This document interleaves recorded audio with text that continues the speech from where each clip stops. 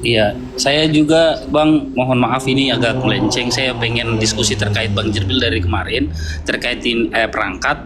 Kebetulan saya juga bisa dibilang 18 jaman sampai 20 jaman di depan komputer. Saya tertarik sekali untuk belajar apologet dan hari ini saya lagi proses belajar membaca data-data, belum berani naik komal. Ya Allah. Pengennya seperti Bang Jibril, jadi ketika kita bicara kayak Uni Rifa dan teman-teman yang lain itu baik data. Jadi Masya Allah. insya Allah saya sudah. Jangan ke Bang Jibril deh Bang, jomblo nggak enak. Mungkin Ini beliau host mau- turunin host. Ini kok Jibril, beliau ini itu mungkin kok menyerang ingin begini? ingin membeli perangkat yang setara dengan Bang Jibril gitu maksudnya Bang ternyata saya. Betul. Oh siap. Sebenarnya Bang, data saya itu yang tadi saya tunjukin itu kan itu bookmark di internet Bang. Jadi sebenarnya data-data saya yang kalau saya kayak narasi kayak kemarin si Kibinirin utang sampai 35 juta tuh. Itu kan sebenarnya datanya pakai laptop juga nggak ada masalah. Bukan, poin saya gini Bang. Percuma komputernya 200 juta Bang kalau data soal Rasulullahnya kita nggak tahu di mana.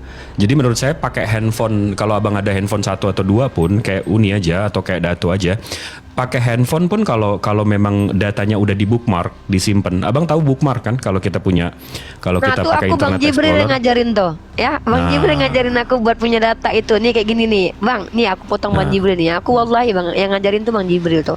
Dia aku dulu nggak ngerti tuh gini-ginian tuh. Yang ngajarin tuh Bang Jibril tuh. Jadi aku punya pagan, teks Nah. Bible, ini nih aku punya nih kayak gini-gini nih. Nah, di data aku. Jadi ini Bang Jibril yang ngajarin. Dulu aku nggak ngerti-ngerti nih, ayat Al-Qur'annya juga ada. Mekah gimana, Bani Israel gimana, perang gimana, Mesia gimana. Itu aku punya. Nah, Ustaz, Ya dulu aku nggak ngerti. Gitu. Gitu Bang. Keren tuh. Di bookmark. Ya jadi datanya itu sebenarnya, nah ini coba gimana Bang? Assalamualaikum Ustaz Tata. Nah, contoh abang mau Salam. simpan ini bang, abang tinggal pencet Ctrl D, Ctrl D, Ctrl D, Kalau MacBook Command D. oh Nah, iya. itu kan bisa bang simpen kan? Nah, masukin folder apa, soal ayat apa, data apa, Iya, itu disimpan-simpan ya di bookmark gitu bang. Jadi, ada kapir di bawah namanya VP botol tuh disuruh print screen. Print screen ntar kalau nunjukin ke lagi debat terus disuruh scroll nggak bisa kalau print screen VP. Aduh, penyembah makhluk nih. Ah, Waalaikumsalam warahmatullahi wabarakatuh. Salam Ustaz. ya, jadi di bookmark bang, disimpan. Nanti begitu abang ada komputer yang lebih bagus, lebih itu, abang tinggal login ke situ. Habis itu bookmark abang udah ada semua. Siap. Yang penting itunya bang, Betul. Karena percuma bang, kita komputer 200 juta tapi kita nggak tahu manuskrip Al-Quran di mana, hadis-hadisnya di mana, gitu bang. Siap. Ya. Ya, Host, mungkin itu saja saya ingin terima kasih waktunya Bang Jibril, Uni Rifa, Ustadz Arif, Bang Datu, ya, Pak Tahta, Pak Cerdas. Makasih, saya nanti tentu sama Bang Jibril ya, saya DM Bang Jibril ya. Siap abang. saya udah DM bang. Saya udah Siap, ini bang. siap. Di follow bang. Follow ya. Siap. Izin sudah follow ya. Oke, makasih lanjut. Ya, makasih. Saya diturunkan host. Ya, Biar terima ikut kasih lagi. Bang Tri Biar Santosa satu yang orang. sudah naik ke Komali kita ini. Beliau salah satu pensupport dan pendukung Komali ini. Tiap hari dia nongkrong setia menemani kita ini bersama para debater Muslim untuk menjawab subhat-subhat dari OTN gitu. Makasih atas kesetiaan Anda Bang Tri Santosa ya selama ini. Ya. Lanjut. Oh, ini, izin saya turunkan. Oh, nah. Itu saya langsung di framing tuh. Saya bilang kata kalimat saya, percuma kalau komputernya 200 juta. Saya nggak bilang komputer saya 200 juta.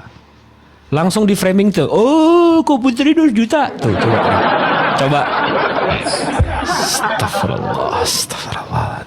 VP naik VP. Kayak gitu. Ya urusannya apa sih kalau 200 juta?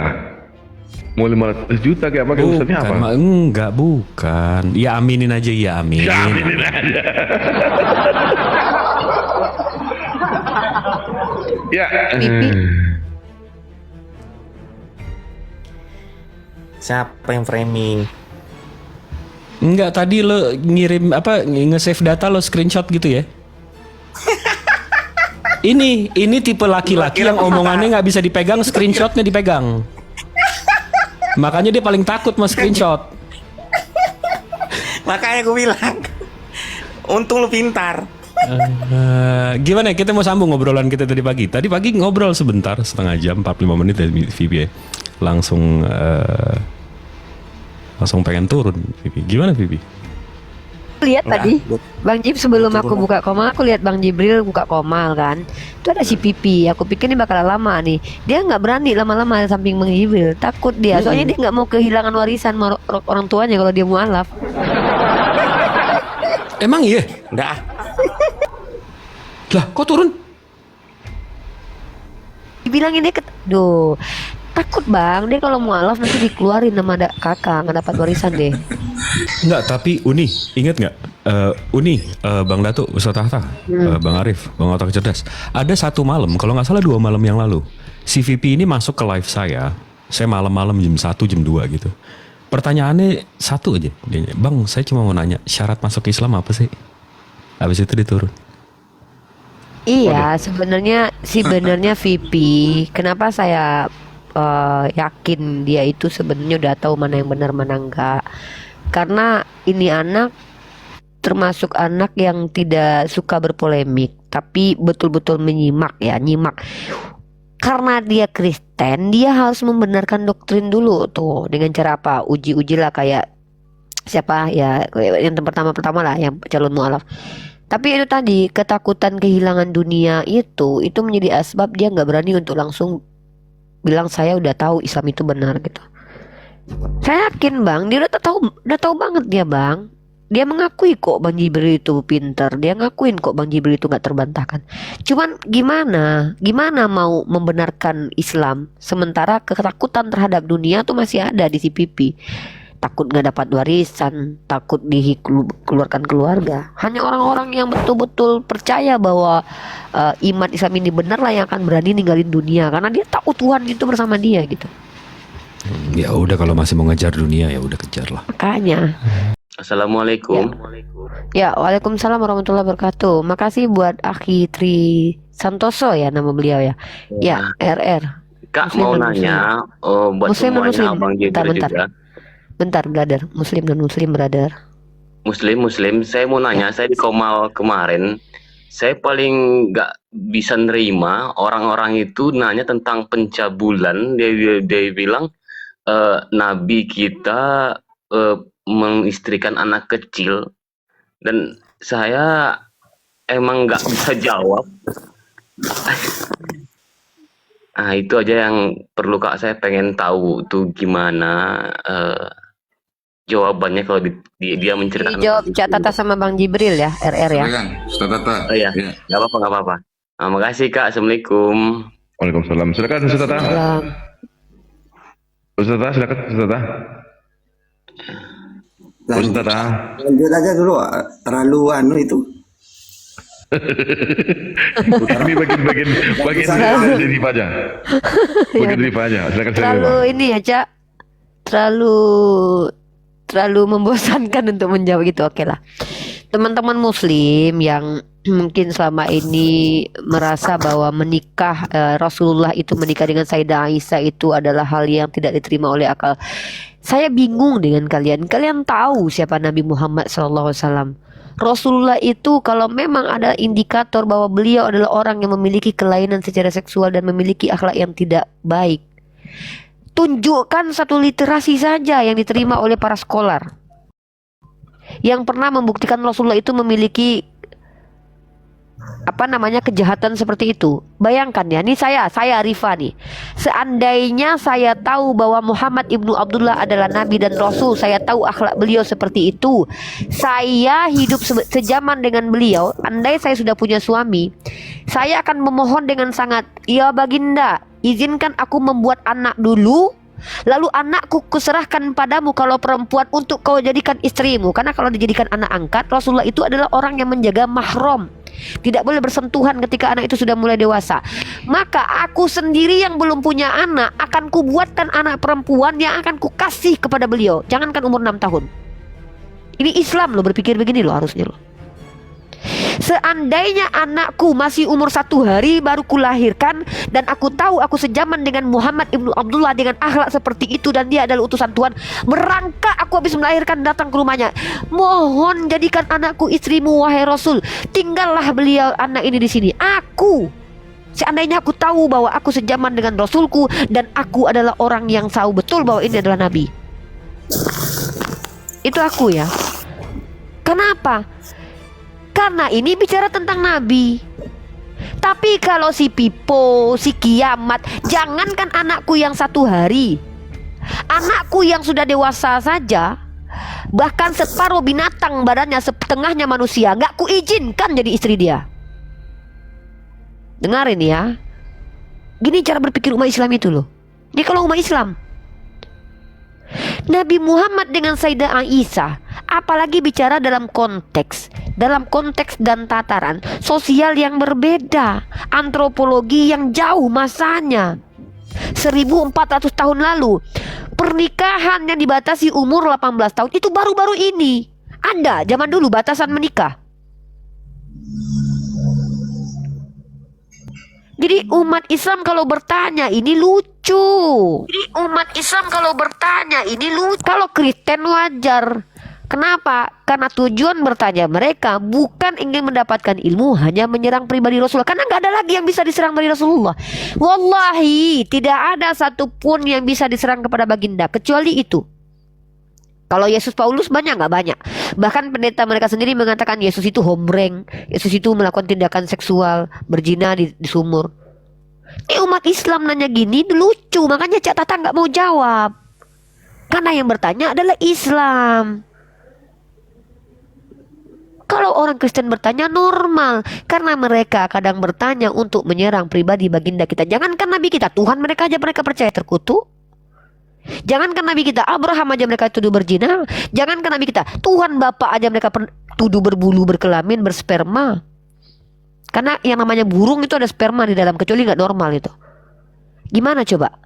Umat Islam, pertanyaan seperti ini, apakah relevan dengan keyakinanmu bahwa baginda Muhammad ibnu Abdullah itu memiliki akhlak mulia? Dan tunjuk satu kepada saya bahwa ada musuh Nabi Muhammad SAW yang menjadikan pernikahan beliau dengan Sayyidah Aisyah sebagai serangan menolak kenabian beliau. Tunjuk sama saya.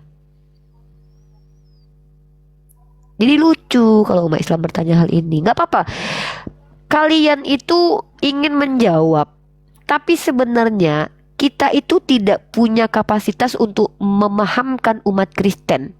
Bismillahirrahmanirrahim. Innalladzina kafaru sawa'un 'alaihim a'anzartahum am lam tunzirhum la yu'minun. Sama saja bagi mereka, diberi petunjuk atau tidak, mereka tidak akan beriman. Maka menjawab umat Kristen, terkadang kita harus tampol balik.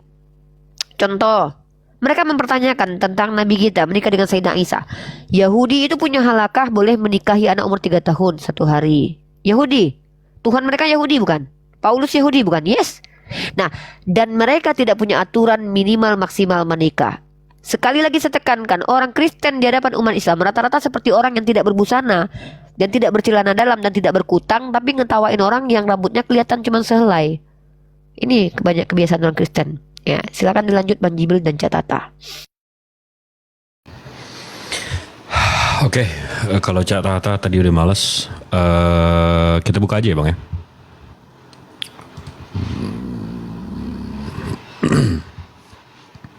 Ini jawaban, ini siapapun sih maksudnya.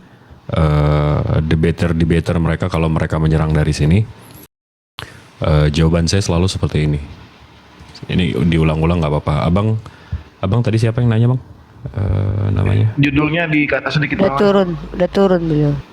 Oh udah turun. Jadi perlu nggak nih? Orangnya masih ada? Perlu. Bang Jib, kita untuk edukasi publik juga. Edukasi publik Bang Jibril. Oke.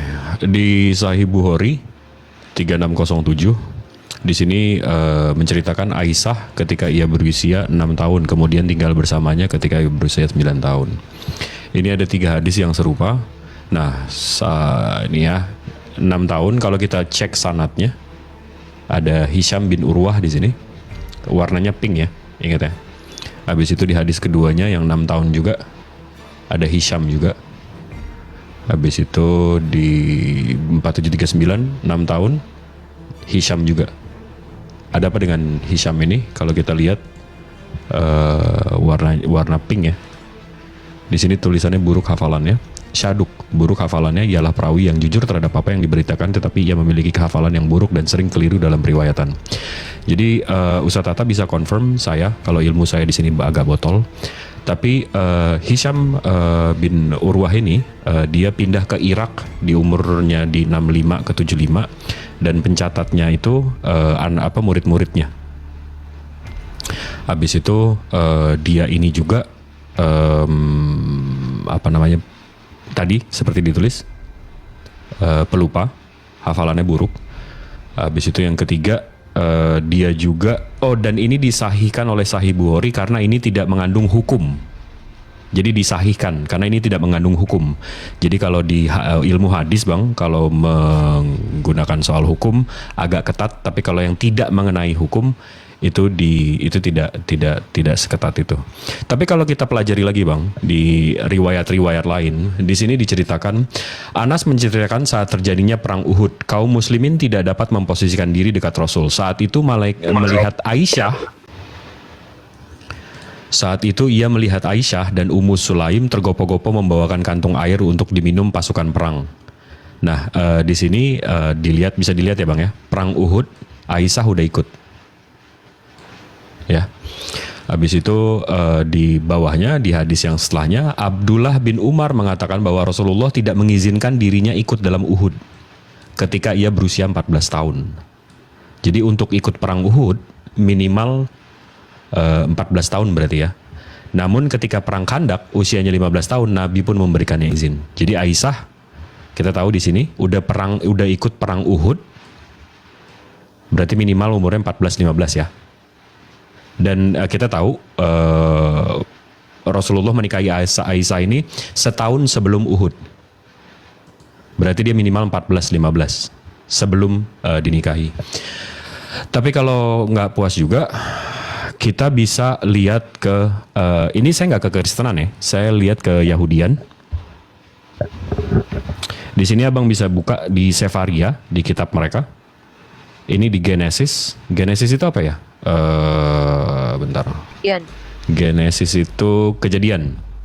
Di kitab Kejadian 25 nomor 20. Di sini diceritakan Isaac was 40 years old when he took a wife Rebecca.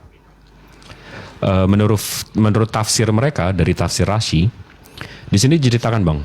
Thus Isaac was 37 years old at the period of Rebecca was born and he waited until she was fit for marriage. 3 tahun. Jadi dia dinikahi oleh Isaac di umur 3 tahun. Jadi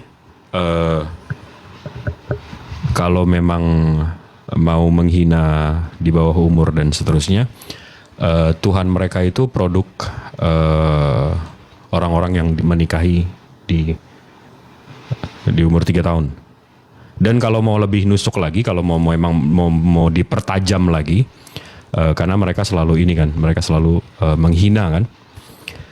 Di 3 tahun ini bukan cuma dinikahi, tapi kalau kita baca nih, disetubuhi. di nidahnya, ya, di nidah 449 ya Bang, nomor 9 ya. Di sini perempuan di umur 3 tahun dan 1 hari yang bapaknya sudah mengatur pernikahannya is betrothed through intercourse. Ini apa nih artinya nih? Nggak bisa. Nah, nih. Jadi 3 tahun langsung di. Jadi kalau mau ngeributin yang ini udah perang Bang, udah ikut perang, dinikahin. Yang ini batita bang, bukan balita ya, batita. Kalau balita kan 5 tahun, ini batita, bayi di bawah 3 tahun. Jadi pastiin aja tangannya bersih sebelum nunjuk-nunjuk ya nggak? Anak teos, kalau anak teos sih bebas ya kan. Nggak ngeri tuh loh Tuhan mereka Yahudi. Halakahnya Yahudi boleh nih dipapap anak umur 3 tahun kok malah komplain ke Islam. Ngeri. Dan lagi pula beda coy ya. Kalau Rasulullah SAW itu menikah dengan Sayyidah Aisyah, harusnya jadi korban tuh Sayyidah Aisyah. Ini kalian kebayang gak sih? Ini mohon maaf nih kalau kita bicara korban nih. Ada satu perempuan yang jelas-jelas menjadi korban kekejaman Tuhan nih. Ibundanya Yesus, istri orang yang dihamili oleh Tuhan. Kemudian Tuhan keluar dari keperawanan dia, pecah perawan dari dalam tuh. Kejam gak itu? Mending dipecah perawan sama lakinya, enak. Ini dipecah dari dalam lagi, sakit. Tiba-tiba pas anak keluar dijadikan tumbal lagi. Jadi kalau kita bicara moralitas, bermoral nggak Tuhan yang menghamili perempuan terus keluar dari kelamin perempuan gitu? Bermoral nggak menurut kalian? Coba kalau bicara moralitas lah. Beda dengan Allah Azza wa Jal ya. Allah Subhanahu wa Ta'ala mengizinkan Sayyidah Maryam yang tidak bersuami itu untuk melahirkan manusia mulia. Bermoral nggak? Bermoral lah, saya juga mau. Nggak apa-apa deh nggak punya suami asal punya anak kayak Nabi Isa. Apa-apalah. Untung banyak punya anak Nabi. Lah ini sudahlah dihamili tanpa laki, belum ngerasain enak-enak mantap-mantap, tahu-tahu yang keluar dari kemaluannya Tuhan. Pas jadi Tuhan nggak berbakti pula. Minimal bikinin pabrik roti kayak katanya bisa nurunin roti. Ketika sudah besar hilang pula 3 hari 3 malam dicariin malah nggak berminta maaf. Pas naik ke surga sendirian nggak ngajak-ngajak. Ini manfaatnya punya anak Tuhan apa sih? Serius loh. Kalau kita mau membandingkan moralitas, apa manfaatnya Sayyidah Aisyah dinikahi? Salah satu ulama terbesar yaitu istri Rasulullah dari kalangan ulama, dari kalangan istri ya Sayyidah Aisyah. Nah, manfaatnya Bunda Maria apa? Punya anak Tuhan. Manfaatnya Sayyidah Aisyah jadi istri Nabi apa? Menjadi ulama. Mantap nggak? Mantap.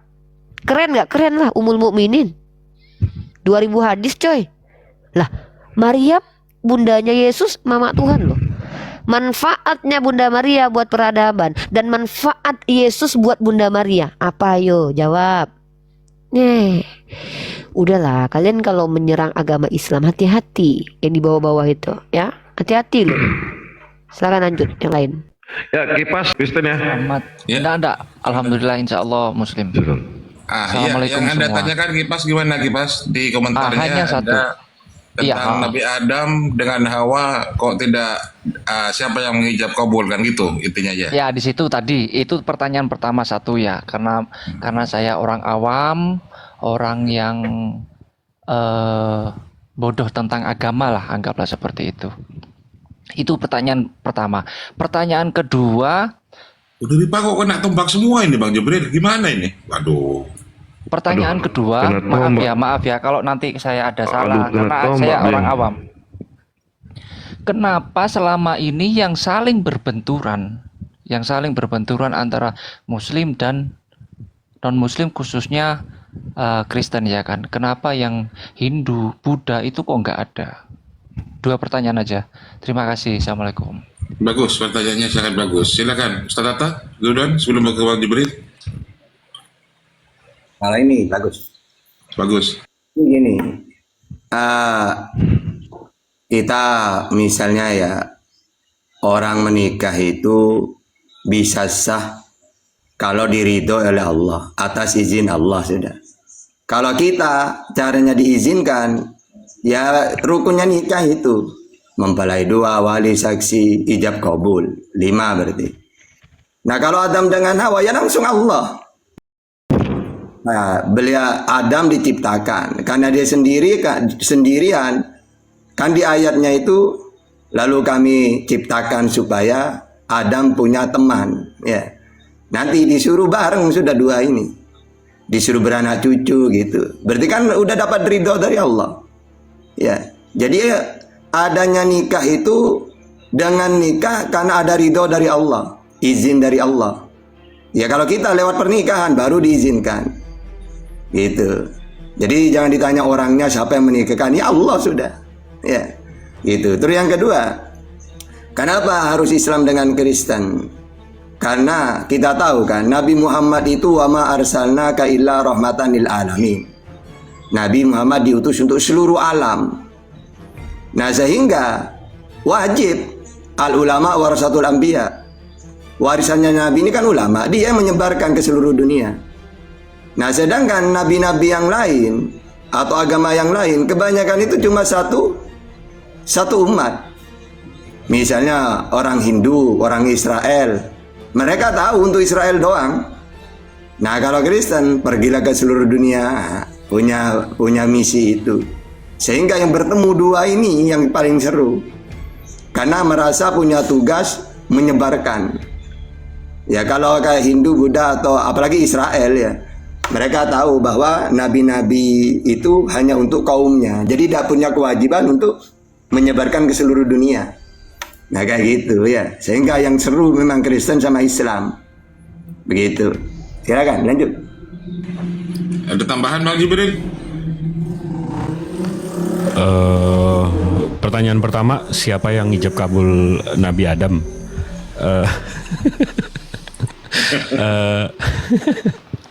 Wanitanya itu diciptakan untuk Nabi Adam. Jadi udah kurang ngijab kabul apaan tuh Bang? Nabi ya udahlah ya. Itu satu. Yang kedua, soal kenapa Kristen sama Islam, karena di dunia ini Bang, sepanjang zaman itu akan selalu ada dua agama. Yang satu samawi yang turun dari langit, yang satu pagan yang dari bumi. Dari cerita ini saya udah selalu narasikan ini. History will repeat itself. Sejarah akan selalu berulang. Seperti Nabi Nuh waktu itu dia menceritakan ke kaumnya dari Tuhan yang tidak terlihat, maha pencipta, maha suci, maha besar. Nabi Nuh bilang sama umatnya, ayo kita buat bahtera, akan ada banjir. Kamu penyembah berhala. Berhala ini bukan berarti patung ya, tapi berhala ini makhluk-makhluk yang pernah ada di bumi. Itu berhala artinya. Menyembah orang-orang, manusia-manusia, oknum-oknum yang ada di bumi, itu artinya berhala. Assalamualaikum host, salam kenal dan semuanya. Waalaikumsalam warahmatullahi wabarakatuh.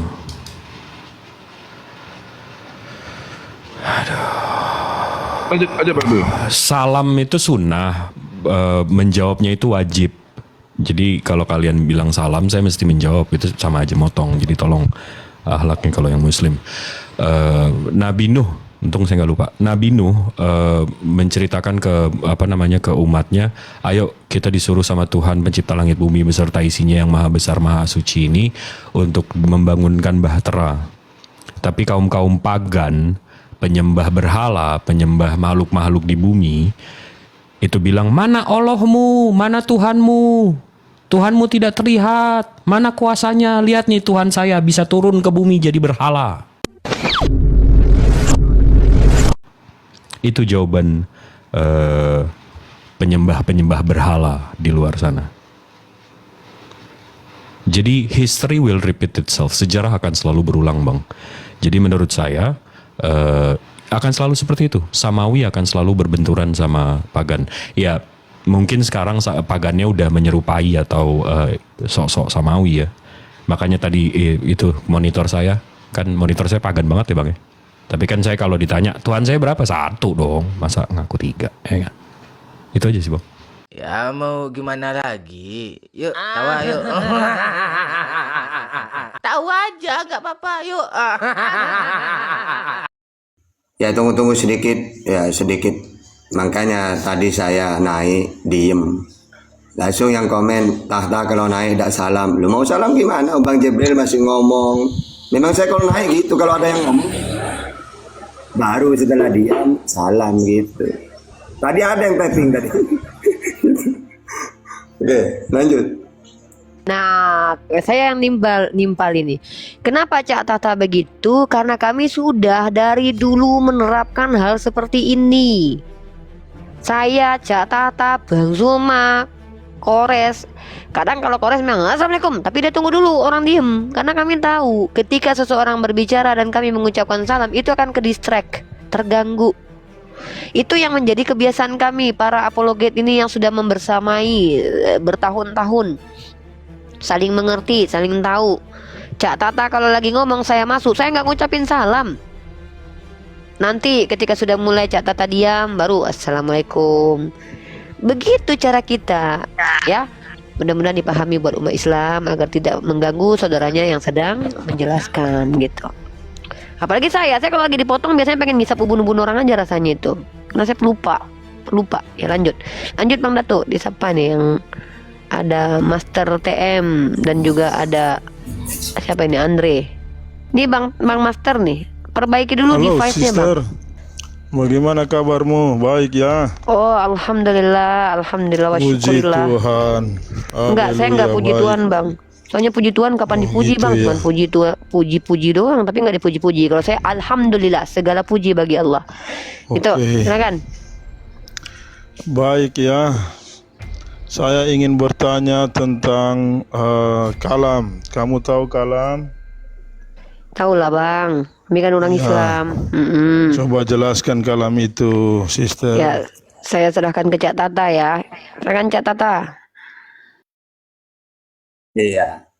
Jadi kalam itu firmannya Allah ya, kalamullah. Tapi ingat, beda kalam dengan kalimat. Kalau kalam itu susunan dari kalimat-kalimat. Bang Jibril pergi ke pasar, nah, itu kalam itu. Tapi kalau pergi, itu kalimat. Makanya yang punya gelar itu tilkar rusulu faddalna ba'dahum ala ba'd. Para nabi itu mempunyai gelar masing-masing. Abraham, Ibrahim, Khalilullah. Musa, kalamullah. Isa, kalimatullah. Karena kalimat dengan kalam beda. Musa kalamullah karena Allah berfirman langsung, tidak pakai malaikat. Wa kallamallahu Musa taklima. Allah berfirman kepada Musa dengan kalam yang sempurna. Isa kalimatullah. Karena Allah ciptakan dengan kalimat kun. Nah, kun ini kan kalimat. Jadilah. Gitu. Nah, Nabi Muhammad diberi gelar lebih tinggi derajatnya dari nabi-nabi yang lain. Tilka rusulu faddalna ba'dahum ala ba'. Ya, gitu. Jadi itu bedanya ya. Kalam dengan kalimat gitu. Musa kalamullah. Isa kalimatullah. Ya, mudhaf-mudhafil itu apa? Apa maksudnya kalamullah? Allah berfirman langsung kepada Musa. Isa kalimatullah. Allah ciptakan dengan kalimat kun. Gitu ya. Ya gitu doang. Silakan. Ya baik Ustadz. Itu menurut sudut pandang Al-Quran ya. Bicara kalam itu ya. Baik, di dalam Alkitab saya 1950 ini berbicara kalam ya, keadaan dan pekerjaan kalam yang kekal. Ya, maka pada awal pertama adalah kalam. Dan kalam itu bersama-sama dengan Allah. Dan kalam itulah juga Allah. Maka barang yang sudah ada daripada mulanya, barang yang telah kami dengar, barang yang telah kami tampak dengan mata kami pandang, dan yang dijama oleh tangan kami, yaitu dari hal kalam hayat. Maka kalam itu telah menjadi manusia. Bisa pakai data enggak? Serta tinggal di antara kita, Master. penuh dengan anugerah dan kebenaran. Gimana ya pakai Kak? data bisa enggak? Ada data ini. Ya coba. Karena kalau Tapi belum bisa ongkem ini ya Kak. ya enggak, Masih sebut kecil aja. aku nih. Ini sebut aja karena yang saya tahu kalam itu apa? Ya perkataan Allah. Keluaran 34:28, Yeremia 15:16, Yeremia 30 ayat 4, Yesaya 3 ayat 4. Bukan Ini itu ya perkataan. Kang. Nah, ya apa artinya perkataan? Ini berbicara kalam di sini di dalam 1 Yahya 1 Yahya ayat 1. Apa di situ? Ada kamu kitab itu, ha? Yahya ini.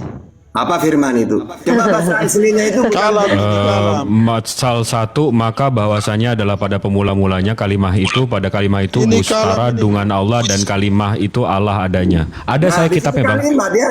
Kalam ya, Pak? Alkitab 1950 ini. Jibril. Iya, Bahasa saya ada. aslinya Bang itu kalam apa kalimat Bang Jibril? Kalam.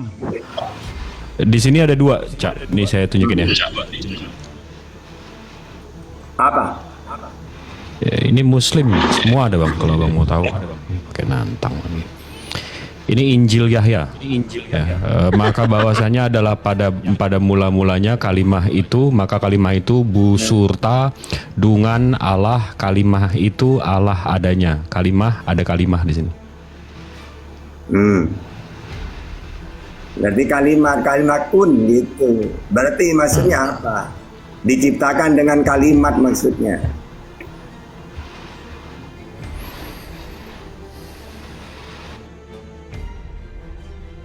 Ayo silakan Master. Ya baik ya. Berarti ada sudut pandang yang berbeda ini, Ustadz. Di dalam Quran dan Alkitab ini berbicara kalam. Ya. Di sini berbicara keadaan dan pekerjaan kalam yang kekal. Berarti kalam ini itulah juga Allah. Karena maka pada awal pertama adalah kalam. Kalimat. Iya. Dan di sini jelas sekali maka kalam itu telah menjadi manusia. Halusinasi. Oke, sudah. Serta tinggal di antara kita. Ya udah kamu Tapi gini, yang masuk akal itu Islam. Yang namanya kalimat itu tidak akan menjelma. Tapi sifat itu Tuhan berfirman, Tuhan mendengar, Tuhan kuasa, Tuhan pengasih. Itu sifat tidak akan menjelma. Tapi diberikan, diterima oleh yang menerima. Sebab segala firman yang kau sampaikan kepadaku, telah kusampaikan kepada mereka. Jadi tidak pernah firman menjelma itu, tapi diterima oleh Nabi. Kalau kepada Musa, Taurat. Kepada Nabi Muhammad, Al-Quran. Kepada Isa, Injil. Injil, Taurat, Quran itulah firman Tuhan. Ya, kalau Isa itu bukan firman jadi manusia, tapi menciptakan dengan kalimat. Berfirmanlah Tuhan, jadilah cakrawala, ting, jadi. Hamillah Maria, ting, jadi. Bukan firman jadi manusia, bukan firman jadi cakrawala. Tapi Allah menciptakan dengan berfirman. Kalau dalam Bible itu Tuhan menciptakan dengan berfirman, Yakobus 1 ayat 18, Ibrani 11 ayat 3, 2 Petrus 3 ayat 5. Tuhan menciptakan dengan berfirman. Termasuk Isa ini diciptakan dengan firman, dengan kalimat. Idza aradallahu syai'an ayyakula lahu kun fayakun. Nah, kalau Kristen enggak. Allah menciptakan dengan kalimat jadilah. Oh, jadi ini kalimat jadi menjadi manusia. Berarti sama dengan cakrawala. Cakrawala itu firman jadi cakrawala. Kan Tuhan mengatakan, berfirmanlah Tuhan, jadilah cakrawala. Nah, kalau menurut Kristen ini, cakrawala ini firman jadi manusia. Gitu, tidak nyambung Kristen ini. Nggak nyambung, saudara-saudara. Begini Ustadz, bukan Nggak, tapi tunggu dulu sebentar. Abang yang bawa kitab ini kan. Di sini saya buka. Maka bahwasannya adalah pada mula-mulanya kalimah itu, maka kalimah itu busurta dengan Allah dan kalimah itu Allah adanya. Di mana kalam, Bang? 50. Saya nyari kata kalam. Bagian tahun berapa itu? Ini yang keas. Oh, modifikasi itu. Ini asli ini, 1950. 1950, siap. Iya, Aduh. Anda belum lahir sudah ada ini. Aduh bang, tahun 1950. Setelah 1950 itu asli. salah semua itu. Oh, jam begitu, sister. Anda belum lahir sudah ada Alkitab ini. Iya, sebelum Nabi Muhammad lahir, Nabi Isa juga udah turun bawa Injil. Tapi kocak Ya, dia. ini kan bicara Nggak kitab ini. Jibril mengabarkan kepada Maria, maka Jibril mengucapkan assalamualaikum itu di situ. Enggak, ini makanya males Iya, baca asli ini. makanya males baca kitabnya gini bang. Saya baca yang ini, yang itu bilang enggak. Yang bisa baca yang ini, yang itu bilang enggak. Pusing. Ya, dari Oke deh. kecil kan kita Lanjut. tahu kitab yang kudus. Ya, gini, Mantap. Bang. Bang, gini. Siapa selain Abang yang hanya berpatokan kepada kitab ini? Ya, kami kan Kristen internasional. Kita ketawain MU nih yuk. Yep. Waduh.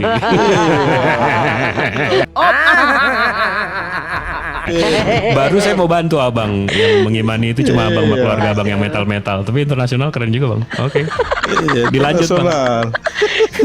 Nggak. Nggak. Jadi menurut Abang terjemahan yang baru ini nggak layak dibawa. Bukan tidak layak, mungkin kan versi saja. Ya, dibenarkan nggak? Ya itu kan mereka kan punya pola, kami kan pola sendiri. Yang saya tanya itu menurut Abang. Kan kita lagi ngobrol berdua nih. Saya ngomong sama Abang nih, menurut Abang Iya, terjemahan baru itu salah apa betul? ya itu kami kan tidak perlu yang mencari siapa yang benar, itu kan pola Nah, mereka. ini saya coba polanya Abang ini adalah pola orang-orang yang sebenarnya tahu bahwa kitab itu salah, cuman mencari mana yang lebih dekat supaya bisa dibenarkan dalam kesalahan. Padahal Anda sendiri, kalau Anda sudah mengatakan ini yang paling bisa diterima, Nah, ini kan maka dengan sebenarnya sini kan, sebentar, saya kan belum selesai nih. iya. Kalau seandainya ada orang yang berani mengatakan saya nggak mau yang lain, saya maunya yang ini, itu sebenarnya secara tidak langsung sudah mengatakan bahwa cuman ini yang paling benar dan yang lain salah. Itu Bang. Itu sebenarnya kalau Anda jujur. Nah, makanya saya tanya, selain Anda yang percaya dengan kitab yang Anda pegang itu, siapa lagi selain Anda? Kalau tidak ada, maka Anda adalah minoritas di dalam minoritas yang minoritas. Maka Anda sebenarnya ketika berbicara itu tidak perlu terlalu kami pertimbangkan. Karena kebenaran perspektif Anda itu kebenaran subjektif. Jadi kalau seandainya Anda sebagai orang yang mengaku benar, maka Luga Tambunan akan dibenarkan dengan kenabiannya. Nah, inilah kenapa terjadi banyak penyesatan. Kalau dalam Islam itu kami punya standarisasi. Apa standarisasi? Ya, standarisasinya adalah bahwa umat Nabi Muhammad itu mustahil secara rasional bersepakat dalam kesesatan. Kenapa? Kenapa seperti itu? Anda mungkin tahu yang disebut dengan apa namanya tuh, lupa, teori yang ketika disampaikan oleh banyak orang dan orang lain melihat hal itu betul-betul terjadi, itu lebih kuat kebenarannya. Kalau bicara teori kebenaran. Jadi yang Anda bilang tadi, saya nggak percaya yang lain, saya cuma percaya ini, itu subjektif. Dan kami yang ada di Komal ini tidak perlu menanggapi karena pertama kami nggak tahu siapa Anda. Kredibilitas Anda apa? Kalau Anda seorang yang pernah bertemu Tuhan, Nabi, mungkin bisa kami pertimbangkan. Tapi ketika Anda hanya orang yang memahami kitab suci dengan terjemahan, lalu membawakan ide dan gagasan, ya kenapa nggak terima si Luga Tambunan jadi Nabi, Bang? Dia juga bisa dibenarkan. Kan gitu. Ada teman saya yang pernah ngeliat pocong katanya ini apa bener ya? Kita Saya percaya kemarin aja pernah apa lewat gimana? gereja juga. Saya pernah lewat gereja juga, terus tiba-tiba diteriakin, istri Yesus ya gitu. Saya jangan-jangan istri Yesus nih, boleh nggak kira-kira diterima gitu. Nah, inilah kenapa al-isnad minad-din. Sanad itu bagian dari agama. Para ulama mengatakan begitu. Kenapa? Karena fakta sejarah saja itu akan diterima keilmiahannya kalau bisa menjawab siapa, mengapa, di mana dan bagaimana. Siapa perawinya? Siapa yang menyampaikan informasi begitu? Jelas Bang namanya. Bahkan setelah ada siapa, mengapa, di mana dan bagaimanapun, itu masih masuk ranah kritis loh, kritik loh. Siapa yang bilang Luga Tambunan? Siapa emang Luga Tambunan? Yang pernah ngaku Nabi? Apa kredibilitasnya? Ya itu pernah ke surga. Terima nggak? Nggak bisa. Jadi kalau abang sebagai seorang yang punya kredibilitas dalam makna abang punya ilmu mumpuni dalam bahasa Semitik, bahasa Yunani, lalu kemudian abang bisa atau di sini abang Yonatan Purnomo nih ya. Kalau abang adalah Yonatan Purnomo, mungkin saya bisa terima tuh argumentasi abang karena paham bahasa Yunani dia, profesor, doktor dia kalau nggak salah. Tapi abang nggak ngerti bahasa Yunani, tiba-tiba bawa kitab terjemahan lama, terus bilang ini yang paling benar, memaksakan. Sementara Cak Tata udah jelaskan, kalam itu artinya adalah kata-kata, kumpulan kata, atau kumpulan kata yang memiliki makna. Sementara kalimat adalah kata. Lalu Anda bilang kalam adalah Allah itu sendiri. Ini tidak sesuai dengan hakikat. Ini namanya penyesatan. Kata-kata rifa adalah rifa. Siapa yang bisa terima itu? Apakah kata-kata abang adalah abang? Kalau kata-kata abang adalah abang, maka abang berabang, bukan berkata-kata. Abang berkata-kata. Itu kenapa digunakan kata-kata? Karena kata-kata itu digunakan untuk membedakan mana kata, mana yang berkata. Kalau nggak ada lagi bang, perbedaan antara yang berkata dengan kata-kata, ngapain pakai kata berkata, yang berkata, kata-kata? Ya udahlah. Si yang berkata-kata yang ribet bang, rusak bang peradaban gara-gara abang nih Ini yang merusak peradaban tuh kayak gini-gini nih. Begini Ayam bisa main sister, bebek. begini ya, begini. Kamu kan pola lain tentang kalam itu, ya kan? Enggak, Dia sudah bukan pola lain, dijelaskan kalam oleh itu tuh Ustadz. bang. Abang gini loh, Pola lain terjemahan abang itu mengambil bahasa yang diserap oleh bahasa Indonesia, bahasa Melayu. Bahasa Melayu, bahasa Indonesia banyak memang menyerap ini bahasa Alkitab Arab. ini. Ya dengar dulu. Kenapa orang Kristen cenderung menggunakan bahasa-bahasa yang Islami? Mau tidak mau, terima tidak terima. Kristen ini agama yang harus disiarkan, diajarkan. Kenapa harus dibawa kepada orang di luar Kristen? Karena memang perintah menginjili itu untuk orang di luar Kristen. Ya, saya kan mempelajari itu misi Zending itu. Maka apa cara untuk melakukan pendekatan? Itu di Katolik disebut dengan inkulturasi. Menyesuaikan dengan kebudayaan setempat supaya diterima. Dan ini yang nggak bisa dilakukan ketika kalian menggunakan istilah-istilah Islam. Sebenarnya kalian sedang berupaya untuk mempromosikan ajaran kalian kepada kami umat Islam. Masalahnya kami sudah hadir di tahun 2025 di mana para apologet sudah mulai menyadari bahwa licik cerdiklah seperti ular, tuluslah seperti merpati, indomisasi, pacarisasi itu adalah trik serigala berbulu domba yang nggak bisa diterima. Jadi ketika Anda paksa kata kalam itu harus diterima dalam kitab Anda. Kitab Anda itu bukan kalam, logos, rema. Kok kalam? Logos, rema.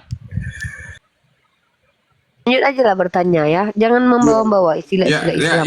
Gantian. Bang Tison, gantian Bang Trat. Silakan Bang Trat terus. Mbak Rifa, ya saya mungkin bisa menanggapi ya apa yang dibahas dalam diskusi ini. Ini Bapak yang di Ternate, Bang? Iya, saya. Pak, kapan Pak lobsternya, Pak? Katanya mau ngasih saya lobster, nggak jadi-jadi nih Bapak. Persoalan pengirimannya repot. Bapak ribet banget. Ya pengiriman di sini kan ke sana itu agak rumit loh. Ya udahlah Pak, ikan aja gratis selama seminggu Pak saya Pak. Kalau kirim Lion Parcel itu kan saya sudah cek itu. Transfer udah. Ya udah lanjut. Ya baik ya, saya tanggapi ya pembincangan kita di hari ini. Saya itu tadi diambil dari Yohanes 1 ya, Yohanes 1 ayat 1. Yahya atau ejaan lamanya itu disebut Yahya ya, kitab Yahya 1 ayat 1. Yang tadinya itu dalam terjemahan lama ya. Iya Pak. Terjemahan lama itu. Ya, jadi memang kalau tadi apa yang ditanggapi oleh Umi Rifa, saya sedikit kurang setuju. Karena memang itu. Nggak apa-apa nggak setuju. Ya, artinya kan saya. Emang kenapa nggak setuju? Iya kan artinya begini pandangan iman saya sebagai orang iman Kristen tidak Gimana seperti pandangannya? itu. Ya kalau pandangan saya Tuhan menjadikan langit dan bumi serta segala isinya itu dengan firman-Nya atau kalimat tulahnya itu. Terus? Lalu kalau firman itu tidak diciptakan, firman itu Tuhan berfirman sesuatu yang keluar dari Dia. Ya, memang itu bukan cuma karya firman kita. aja nggak diceritain, Iya, Pak. Bentar, Pak. begini. Pak, Sabar dulu, sabar saya. apakah Sabar dulu, enggak? sabar Kita dulu. di sini dulu. Panjang nih kayak di sabar, gereja nanti nih. Saya udah tahu Anda soalnya panjang ini. Begini, maksud saya begini, firman itu sebuah pekerjaan Allah, kekuasaan otoritasnya Allah. Dia mengerjakan sesuatu lewat firman-Nya itu. Maksudnya Yesus ini yang ngerjain maksudnya Yesus yang ngerjain gitu. Kalau di iman kami Yesus itu adalah firman itu sendiri. Ya, Karena memang maksudnya ketika fokus dia Pak, itu- ketika begini, Yesus Mbak. itu dikatakan menciptakan Tuhan Bapa melalui firman, maksudnya ketika Tuhan Bapa mau menjadikan sesuatu, Yesus yang disuruh kerja gitu.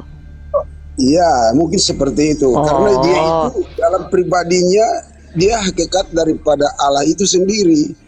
Oh ya, berarti Yesus Karena kerja sama begini, Bapak gitu. Begini, salah satu mujizat yang dia buat Pak, saya ini nggak ngerti, saya nggak punya Roh Kudus menurut kalian loh. Saya nggak ngerti penjelasan Bapak itu.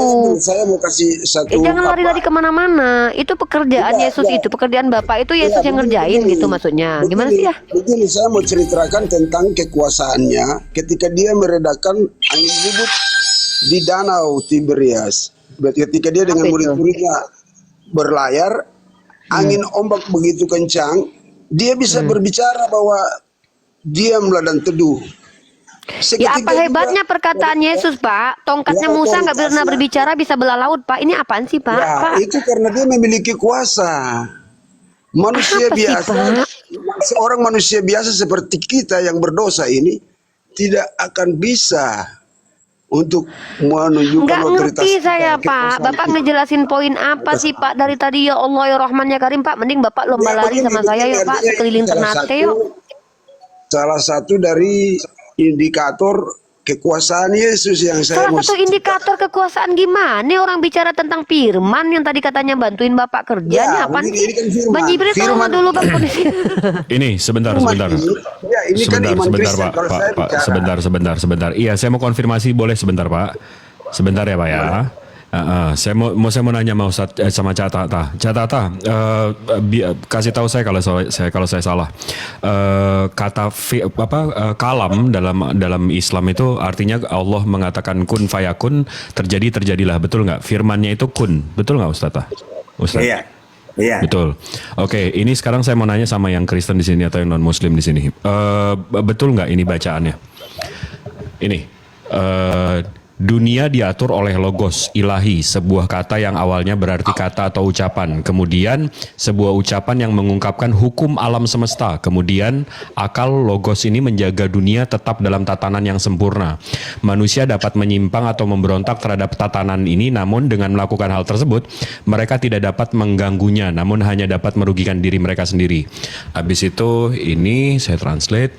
Mengumumkan firman yang kekal, logos, yang menurutnya segala sesuatu adalah satu dalam arti tertentu. Hal-hal yang berlawanan memang diperlukan dalam kehidupan, namun keduanya disatukan dalam suatu sistem pertukaran yang seimbang. Dunia ini sendiri terdiri dari pertukaran unsur-unsur yang mirip hukum. Betul nggak ini? Logos kalian atau firman kalian? Ya, itu modifikasi itu bagi saya. Inilah Kristen kadrun. Menurut Bang that's true? Iya, modifikasi ya itu. kalau saya itu pendapat siapa? Saya mau tanya dulu pendapat siapa? Ya ini pendapat siapa? Sementara dia berpendapat ini dari tadi sama kita nggak? nanyain dia siapa? Sama nggak? Karena saya tadi udah menanyakan firman itu menurut Islam sama Cak Tata. Nah, saya tanya sekarang, menurut kalian ini firman menurut kalian bukan? Atau sama-sama Cak Tata? Saya bacain lagi ya. Dunia diatur oleh logos ilahi, sebuah kata awalnya berarti kata atau ucapan, kemudian sebuah ucapan yang mengungkapkan hukum alam semesta, kemudian akhirnya akal, logos ini menjaga dunia tetap dalam tatanan yang sempurna. Betul nggak firman kalian? Logos kalian. Ya kalau makna dari kalimat itu saya juga ada benarnya juga. Mantap. Nah, ini Bapak filosof pagan dunia, dia yang menciptakan konsep logos. 6 abad sebelum Masehi. Jadi bukan firman firman samawi yang kalian imani, tapi firman logos, firman pagan.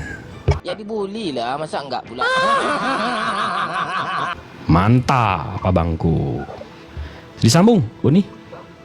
Ya, itu dia, makanya kita tuh gini loh, kalau kita tuh punya identitas sendiri, ya kan, pakai logos aja, jangan pakai kalam, karena kalam itu istilah Arab, ya, yang artinya adalah kumpulan kata yang memiliki makna. Tapi kalau untuk Allah, kalam Allah itu lebih luas lagi maknanya, karena ya makhluk dengan Allah ya nggak sama, ya, Kalau sifat begitu, berkehendaknya manusia dengan Allah ya beda.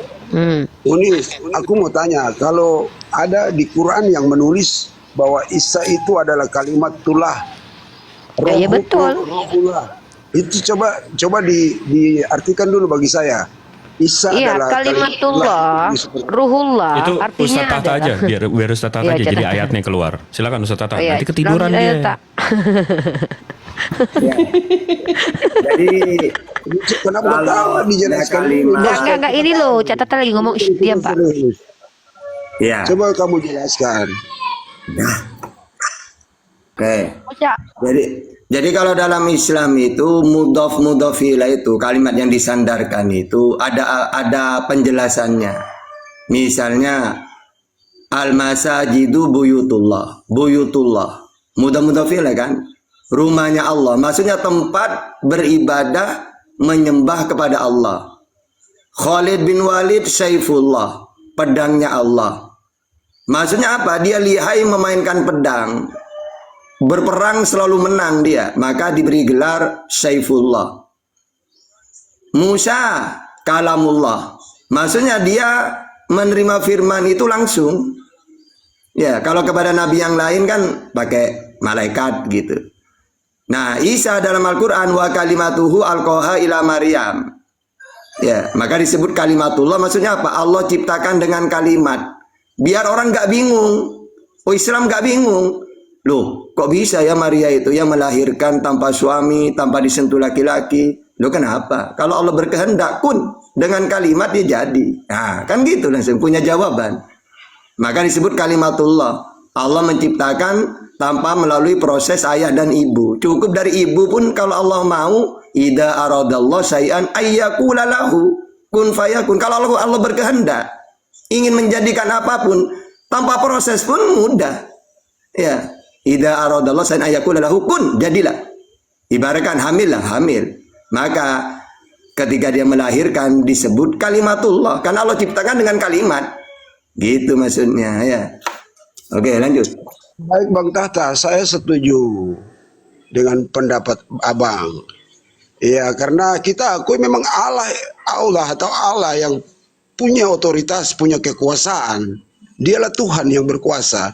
Dia menghendaki sesuatu yang bisa dia mau, ya memang dia kehendaki tetap dia jadi yang seperti itu disebut kun fayakun.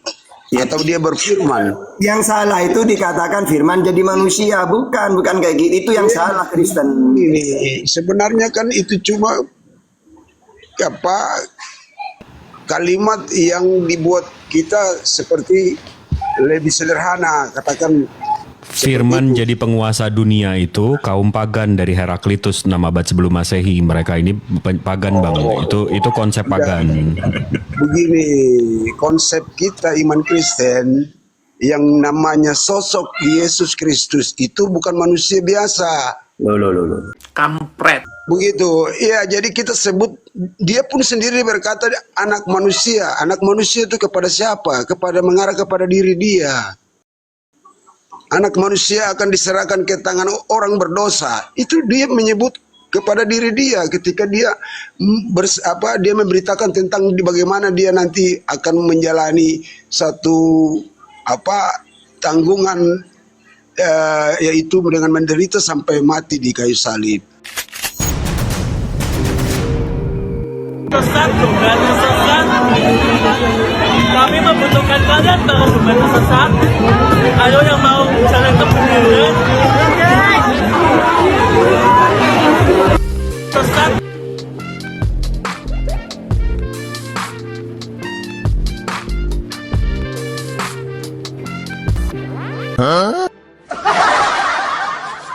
Pengen ketawa gitu terus.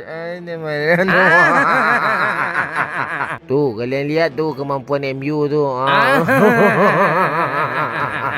Sebelum dia mati pun juga dia bersaksi beberapa kali kepada dia punya para pengikut-pengikutnya, murid-muridnya, bahwa dia akan menjalani apa yang sudah menjadi kehendak Bapaknya. Dia harus menjalani itu sampai mati di atas kayu salib. Demi itu karena kasihnya, kasih Bapaknya. Coba pakai ayat, jangan biasakan ngomong dah pakai ayat. Ada ayatnya, ada banyak di dalam Injil banyak. Oke. Enggak gini, karena yang saya tahu yang berkehendak Yesus mati itu iblis. Yohanes 8:37-44. Makanya Yesus melarikan diri. Ya, Yohanes 18 ayat 1, Lukas 13:33, Markus 14:21, melarikan diri dia. Karena dia tidak mau disalib itu. Nah, sekarang pakai data, coba pakai data.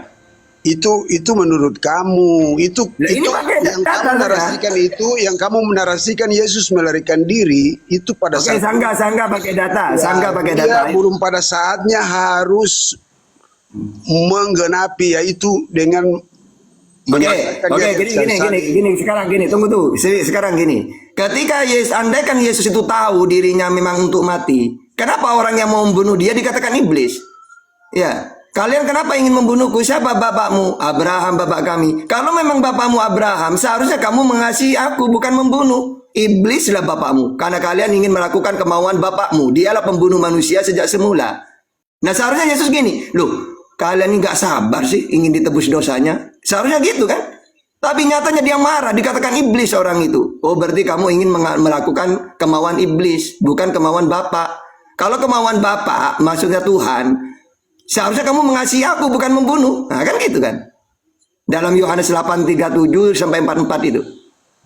Iya memang benar, segala sesuatu yang jahat itu datang dari iblis, Bang Tahta. Ya kalau Anda memukul orang aja, apakah itu bukan kejahatan?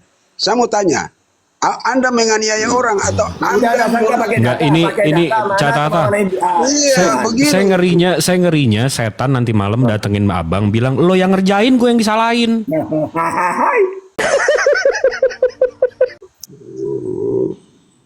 Beda Bang, pemahaman kita, iman kita berbeda. Jadi di sini kita bahas ya, mari kita bahas yang baik lah, kasih pikiran yang baik supaya ada nilai edukasinya bagi kita, bukan kita mempelintir-pelintir. Ya makanya pakai data. Abang udah pakai data dari tadi. Ada, kalau saya mau buka ada. Ya silakan pakai data. Ayo, saya sudah berapa ini? Udah banyak loh datanya itu. Kamu satu pun belum masih. Data apa yang kamu maksud? Melawak United nih udah kelihatan goblok ya kan. Loh, kemauan iblis Yohanes 5:37-44. Yesus melarikan diri Yohanes 18:1, Lukas 13 ayat 33, Markus 14:21. Bahkan Yesus berdoa Matius 26:38. Bahkan dia minta tolong kepada malaikat Lukas 22 ayat 43. Andaikan dia tahu untuk menebus dosa, ngapain capek-capek? Petrus berjaga-jaga. Aku jawab ya. Dia pakai data. Iya sabar, ini aku jawab. Itu kan tadi data yang kamu sudah sebut, bahwa Yesus itu sebenarnya dia bukan melarikan, dia menghindar dari sebelum waktu yang ditentukan. Tetapi pada akhirnya juga dia harus jalani. Datanya? Ya ada, kalau di dalam kisah ini, kalau kita lihat di dalam Injil. Ini kan Injil ini tidak bisa kita pisahkan satu dengan yang lain, semuanya ada satu kaitan. Yang mana lain itu yang mana? Data yang mana yang lain itu? Ya, tidak ada. Ya mau gimana lagi? Yuk, tawa yuk. Tawa tahu aja, nggak apa-apa. Yuk. Jadi, pada dasarnya kan kita berpatokan pada 4 Injil dan surat-surat para rasul-rasul. Dari kisah para rasul sampai kepada surat-surat para rasul. Saya cuma ngomong doang. Itu menjadi patokan kami iman Kristen untuk mengimani Injil yang sebenarnya. Begitu. Lanjut curhatnya. Jadi kalau Yesus berkata demikian, memang benar bahwa mereka itu sudah berusaha untuk mau membunuh dia. Sejak pada saat dia, Alasannya apa mereka membunuh dia? menyatakan kuasa mujizatnya dalam melaksanakan misi karya penyelamatannya. Dia dalam Ini bukan penyampaian gereja loh ya. Om, ini bukan gereja, jangan cuma ngomong. Iya, ini kan bukan gereja, tapi kan saya harus kasih tahu bahwa tapi dia dalam datanya melaksanakan misinya di dunia. Itu dulu. dia ditantang oleh para tua-tua Yahudi dan Farisi. Data. Ada di dalam Injil. Di mana? Injil yang mana? Ada dong. Kalau kita mau buka ya kita harus cari. Nggak ada. Ya sudahlah, kalau nggak ada ya sudah. Gimana ya?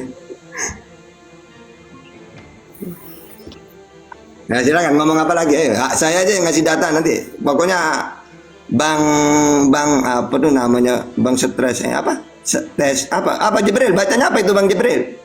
That's true, tapi panggil aja Stres. Oh. Bang Stres true. Ya gitulah. Bapak ngomong aja lah, nanti saya yang pakai data. Ayo ngomong apa? Ayo silakan.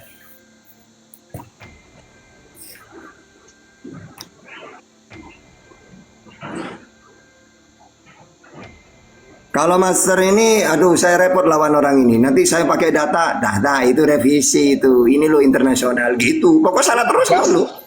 Kamu pakai data tapi kamu menafsirnya itu di luar iman Kristen yang sebenarnya. Kamu boleh tahu tentang semua data yang kamu sudah pelajari dalam Bible atau dalam Injil. Tetapi kamu menafsirkannya, mengartikannya di luar iman Kristen yang sebenarnya supaya kamu tahu. Karena kamu memang Islam. Yang sebenarnya gimana? Kamu yang Islam. Sebenarnya gimana yang sebenarnya? Seadanya menurut apa sesuka kamu. Nah, terus abang ini mau menjelaskan pakai apa sekarang? Ayo. Jangan kamu pikir kamu comot-comot ayat-ayat lalu kamu mau. Nah, terus kalau abang mau pakai apa ini? Mau menjelaskan ke saya ini pakai apa? Ya silakan kamu boleh jelaskan, tapi jelaskan yang memang sesuai dengan iman Kristen. Kan belum tentu kamu itu. Nah, Kristen pakai apa? Kalau Kristen pakai apa? Ya, kalau kamu pasti pakai jelas iman menurut kamu lah. Ya kalau saya kan pakai data nih, pakai Biblemu. Nah kalau Kristen pakai apa? Hanya omong doang. Kamu jelaskan kamu apa? Nah, pelintir ayat kamu. Iman Kristen mana yang saya pelintir yang mana? Iman Kristen menabrak Bible. Ya udah silakan itu Kristen internasional, ayo lanjut. Izin mengatakan iman Kristen menabrak Bible Pak Ustadz, bertolak belakang Bible. Dah berkutik mereka itu. Ngomong A ketampol Bible, ngomong B ketampol lagi gitu. Terus mau ngomong apa kalau gitu itu? Takut mereka ngomong ini. Ketampol kitabnya sendiri. Ya udah diem-dieman, nanti yang diem lama pulang duluan gitu. Kan gitu kalau sekolah dulu itu.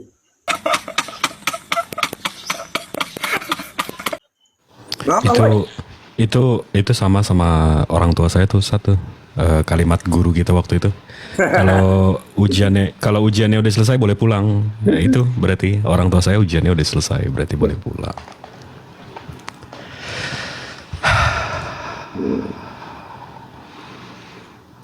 Ayo Pir, naik Pir. Kalau mau ngobrol-ngobrol Pir. Dor. Nyungsep ke bawah.